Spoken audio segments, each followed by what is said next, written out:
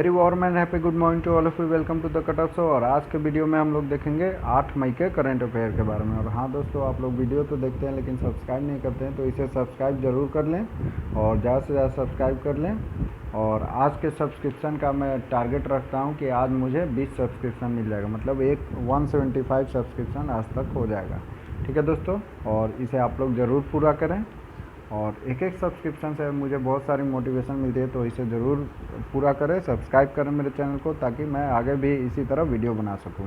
और history, geography, economics, politics के lecture मैंने 11 आवर्स में फिनिश किया, वो आप लोग मेरे चैनल के प्लेलिस्ट में जाकर देख सकते हैं। इस लेक्चर के PDF और क्यूजेज आपको मेरे टेलीग्राम चैनल t.me/thekutupshow पर मिल जाएंगे। ठीक है दोस्तों, बढ़ते हैं हम लोग।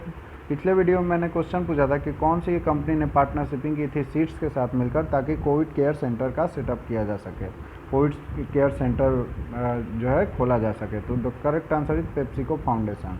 दोस्तों, पेप्सिको फाउंडेशन ने सीड्स के साथ मिलकर, और सीड्स का मैंने फुल फॉर्म भी आपसे पूछा था, तो सीड्स का फुल फॉर्म होगा sustainable environmental and ecological development society.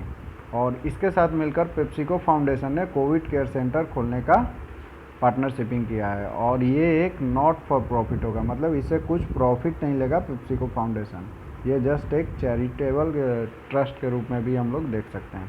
चलिए नेक्स्ट क्वेश्चन देखते हैं। कौन से राइटर या फिर ऑथर ने रिलीज करेगा चिल्ड्रंस बुक द बेंच को? दोस्तों, बच्चों के लिए एक बुक लिखा गया है द बेंच, और उसको रिलीज करेंगे मेघन मार्कले नाम के एक लेखक ने। तो याद रखिएगा, मेघन मार्कले द बेंच नाम की बुक को रिलीज करेंगे हाल ही में। आकाश रैंसन के बारे में अगर जो हम लोग बात करें, तो इन्होंने क्लाइमेट पर एक बुक लिखा था, climate change explain for one and all. तो याद रखिएगा ये भी आकाश रैंसन के बारे में। और जेके रोलिंग ने द क्रिसमस पेग नाम के बुक को लिखा था। अमिताभ घोष ने क्या लिखा था? लिविंग माउंटेन नाम के बुक को। याद रखिएगा ये भी। नेक्स्ट क्वेश्चन है, who has been awarded Arline Patch global vision award? दोस्तों, Arline Patch global vision award से सम्मानित किया गया है गीता मित्तल को। ये जम्मू एंड कश्मीर की हाईकोर्ट की जज भी रह चुके हैं, तो ये भी याद रखिएगा। और संजय यादव के बारे में अगर जो हम लोग बात करें, तो संजय यादव इलाहाबाद हाई कोर्ट के चीफ जस्टिस बनाए गए हैं। NV Ramanna chief justice of India बनाए गए हैं, प्रेसिडेंट नियुक्ति किए हैं इनका। और कलकत्ता हाई कोर्ट के चीफ जस्टिस बनाए गए हैं राजेश बिंदल। और एक बात और ध्यान रखिएगा, अंडमान एंड निकोबार का कोई हाई कोर्ट नहीं है, तो उनके जो भी सुनवाई होती है वो कलकत्ता हाई कोर्ट में होती है। चलिए दोस्तों, नेक्स्ट क्वेश्चन देखते हैं। What is the GDP growth rate of India projected by Fitch solution project for financial year 22? दोस्तों, फाइनेंशियल ईयर 22 का मतलब क्या हुआ? 31 मार्च 2021 से लेकर 1 अप्रैल 2021 से लेकर 31 मार्च 2022 तक के पीरियड को हम लोग फाइनेंशियल ईयर 2022 बोलते हैं। और इसमें इंडिया का GDP ग्रोथ रेट रहने वाला है 9.5%। और ये किसने बोला है? तो फिच सोल्यूशन प्रोजेक्ट ने ये ऐलान किया है। ठीक है दोस्तों, और ये एक ग्लोबल रेटिंग एजेंसी है। तो 10.2% किसने कहा है? तो ऑक्सफोर्ड इकोनॉमिक्स ने हाल ही में बोला था 10.2% रहेगा। 10.5% RBI ने बोला था, 11% ADB बैंक ने बोला था। और साथ ही साथ मैं कुछ और भी डेटा आप लोग को दे देता हूँ। ठीक है दोस्तों, तो 11.1% किसने बोला था? तो 11.1% गोल्डमैन सैक्स ने बोला था, ये एक अमेरिकन एजेंसी है। और 9.8% किसने बोला था? तो S&P ग्लोबल रेटिंग्स ने बोला था कि 9.8% इंडिया का GDP ग्रोथ रेट रहेगा, तो ये भी याद रखिएगा। नेक्स्ट क्वेश्चन है, when did world athletics day celebrated? दोस्तों, हम लोगों ने 5 मई को वर्ल्ड एथलेटिक्स डे सेलिब्रेट किया था। साथ ही साथ मैंने कल आपको बताया था कि वर्ल्ड हैंड हाइजीन डे जो है 5 मई को ही सेलिब्रेट किया था। और साथ ही साथ इंटरनेशनल डे ऑफ मिडवाइफ भी हम लोगों ने 5 मई को ही सेलिब्रेट किया था। और 6 मई का अगर जो हम लोग बात करें, तो 6 मई को हम लोगों ने international no diet day celebrate किया था। और 3 मई को हम लोगों ने world press freedom day celebrate किया था। और 1 मई को हम लोगों ने इंटरनेशनल वर्कर्स डे सेलिब्रेट किया था। तो ये तीनों डे भी याद रखिएगा। नेक्स्ट क्वेश्चन है, when did bro celebrate 61th raising day? दोस्तों, ब्रो का फुल फॉर्म होता है बॉर्डर रोड ऑर्गेनाइजेशन, और इन्होंने अपना 61वां रेजिंग डे सेलिब्रेट किया 7 मई को। तो याद रखिएगा, 7 मई को ब्रो ने 61वां रेजिंग डे सेलिब्रेट किया। 4 मई का अगर जो हम लोग बात करें, 4 मई को हम लोगों ने 3 डे मनाया था दोस्तों। वर्ल्ड अस्थमा डे पहला हो गया, दूसरा हो गया कोल माइनर्स डे, और तीसरा हो गया इंटरनेशनल फायर फाइटर्स डे। तो 3 डे हम लोगों ने 4 मई को मनाया था। और 2 मई को हम लोगों ने वर्ल्ड ट्यूना डे मनाया था। ट्यूना एक तरह की दुर्लभ प्रजाति की फ़िश है, मछली का प्रकार है, तो ये भी याद रखिएगा। 15 अप्रैल को हम लोगों ने वर्ल्ड आर्ट्स डे मनाया था। 18 अप्रैल को हम लोगों ने क्या मनाया था, वर्ल्ड हेरिटेज डे। और 22 अप्रैल को बहुत इंपॉर्टेंट हम लोगों ने वर्ल्ड अर्थ डे मनाया था, तो याद रखिएगा। नेक्स्ट क्वेश्चन है दोस्तों, which actress passed away recently. The correct answer is Abhilasha Patil. दोस्तों अभिलाषा पाटिल एक एक्ट्रेस थी जिनका कि हाल ही में निधन हो गया, तो याद रखिएगा इनका नाम। जगमोहन मल्होत्रा के बारे में मैंने शायद कल भी आपसे पूछा था, ये कौन थे जिनका निधन हो गया, तो ये जम्मू एंड कश्मीर के गवर्नर रह चुके थे जिनका कि हाल ही में निधन हो गया। और भी कल्याणम महात्मा गांधी के फॉर्मर सेक्रेटरी थे, ठीक है, जिनका कि हाल ही में निधन हो गया। ये 1945 से 48 के बीच में महात्मा गांधी के सेक्रेटरी रह चुके थे। और मानस बिहारी वर्मा के बारे में मैंने आपको बताया ही था, ये एरोनॉटिकल साइंटिस्ट थे जिनका कि हाल ही में निधन हो गया, तो ये भी याद रखिएगा।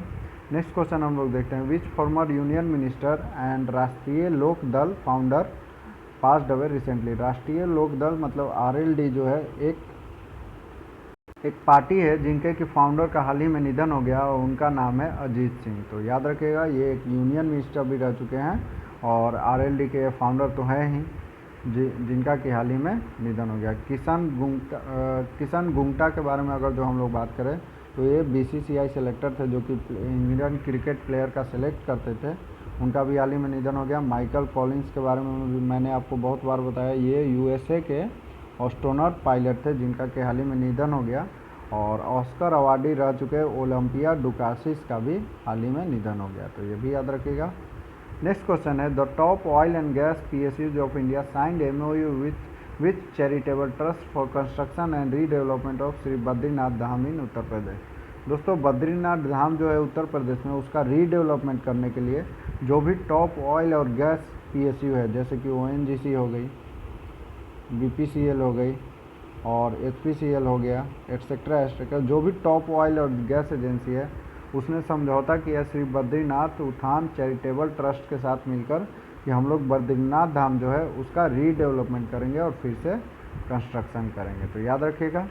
बात करें फ्लिपकार्ट की, तो फ्लिपकार्ट ने क्लियर ट्रिप नाम की कंपनी को ख़रीदा है। क्लियर ट्रिप जिससे कि हम लोग होटल बुकिंग, जहाज़ बुकिंग और रेल बुकिंग और बस बुकिंग करते थे। वर्ल्ड वन ने जिंदल प्राइवेट लिमिटेड को ख़रीद लिया।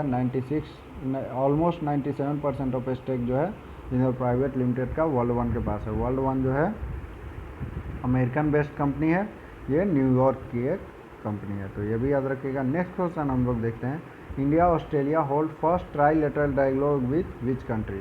इंडिया और ऑस्ट्रेलिया, दोस्तों 3 देशों के बीच में, इंडिया, ऑस्ट्रेलिया और फ्रांस के बीच में पहला ट्राईलेटरल डायलॉग हुआ है। और ये हुआ किसके किसके बीच में है, तो फॉरेन मिनिस्टर जो भी थे, इंडिया के फॉरेन मिनिस्टर, ऑस्ट्रेलिया के फॉरेन मिनिस्टर और फ्रांस के फॉरेन मिनिस्टर, इन तीनों के बीच में वार्ता हुआ है पहली बार, ठीक है। और ये इसीलिए इम्पोर्टेंट भी हो जाएगा क्योंकि G7 का जो समिट होना था उससे पहले इन तीनों कंट्री के बीच में वार्ता हुआ है, इंडिया, ऑस्ट्रेलिया और फ्रांस के बीच में, तो इसलिए इम्पोर्टेंट भी रहेगा। और G7 का समिट कहाँ होने वाला है, तो इस बार ब्रिटेन में, मतलब UK में होने वाला है। ये मैंने आपको कल के करंट अफेयर में बताया भी था।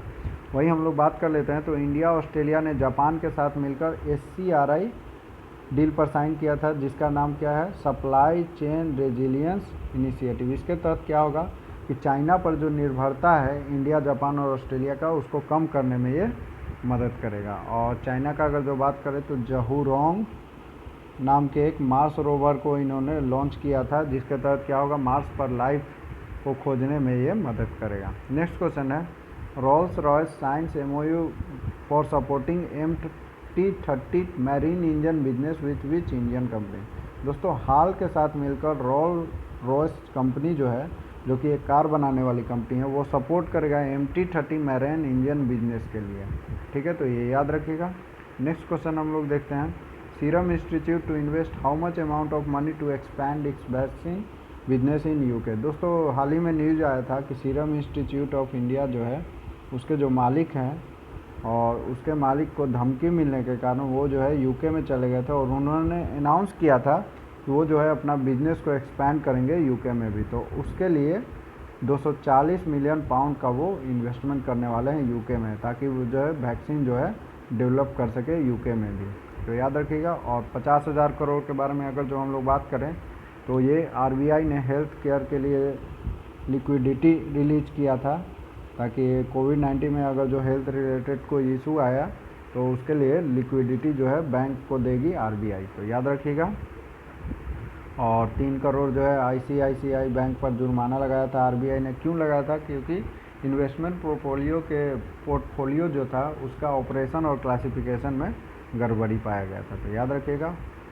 Who won the best film award eight 11th Dada Saheb Phalke festival 2021। दोस्तों दादा साहब फाल्के फेस्टिवल रवां हुआ है 2021 में और उसमें बेस्ट फिल्म का अवार्ड मिला है जंगल क्राई को, तो ये भी याद रखिएगा। जंगल क्राई को बेस्ट फिल्म का अवार्ड मिला। वहीं ऑस्कर का बात करें तो ऑस्कर में बेस्ट फिल्म मिला है नोमैडलैंड को। एंथोनी हॉपकिंस को बेस्ट एक्टर का अवार्ड मिला है द फादर मूवी के लिए ऑस्कर का, और ऑस्कर का बेस्ट एक्ट्रेस का अवार्ड मिला है फ्रांसिस मैकडॉर्मैंड को, तो ये भी याद रखिएगा। नेक्स्ट क्वेश्चन है which company has entered the list of top 100 most valuable Indian firm. The correct answer is SAIL. दोस्तों steel authority of India limited जो कि सेल है, स्टील बनाती है, ठीक है, उसे top 100 most valuable Indian firms में शामिल किया गया है। इसका वैल्यू जो है टॉप 100 में है इंडियन फर्म्स में। इंडियन कंपनी जितने भी है उसमें टॉप 100 में सेल का स्थान आया है, तो याद रखिएगा।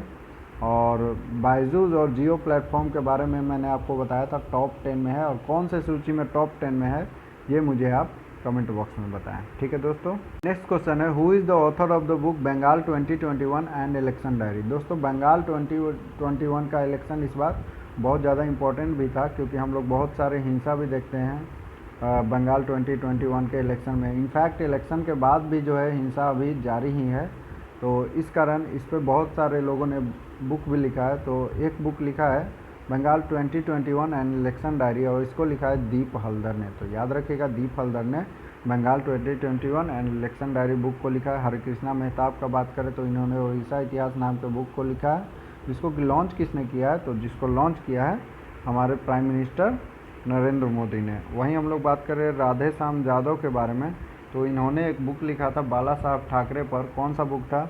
ए book trial of the tiger Uddhav Bala Sahab Thackeray a journey, ठीक है दोस्तों। तो ये बुक लिखा था राधे श्याम यादव ने, तो ये भी याद रखिएगा। अब आज का मेरा आपसे क्वेश्चन रहेगा कि who was honoured with the icon award at the 2021 billboard music award. दोस्तों 2021 का बिलबोर्ड म्यूज़िक अवार्ड हुआ है, उसमें आइकन अवार्ड किसको मिला? Either it is Sarita More और सिंगर पिंक, या फिर रैचल ब्लैक मोरे, या फिर अमित पिंगल। तो इसका जवाब ज़रूर दें और मेरे चैनल को ज़्यादा से ज़्यादा सब्सक्राइब करें।